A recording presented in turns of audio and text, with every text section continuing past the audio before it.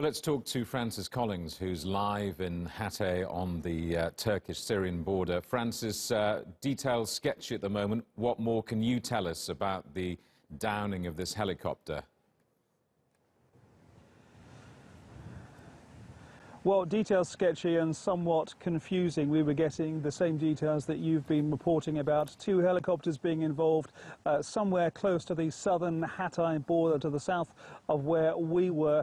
The indications from the comments from the president that a heavy price is going to be paid does seem to indicate that there was some military involvement in the downing of this helicopter. The one thing that the Turkish authorities, the Turkish military are aware of is that there certainly is the capability of helicopters and planes being taken out of the sky, certainly helicopters in that part of the world. They're aware of the YPG military capability. But as you say, no clarity yet on exactly what happened. And it could well be simply that they don't want to say at the moment what happened for operational reasons. This is the first reported loss of a helicopter in this operation, isn't it?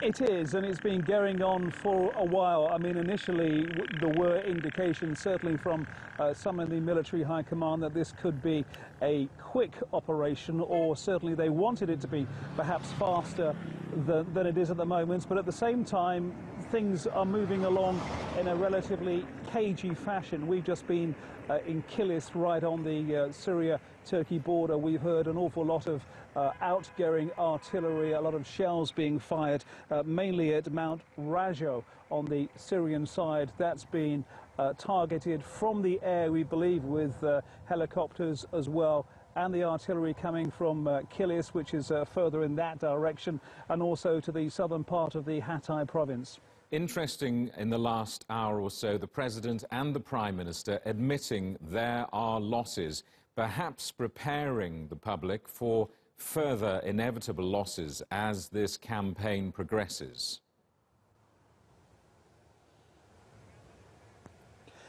It does seem that way. Interestingly, earlier today, as we've been moving around the area, Jamie, we saw situations whereby a lot of crowds were gathering, a lot of flags were being flown.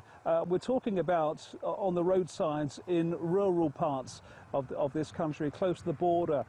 Apparently it's where soldiers were going off to the army, and of course ordinarily soldiers may go off to do their national service and then come back.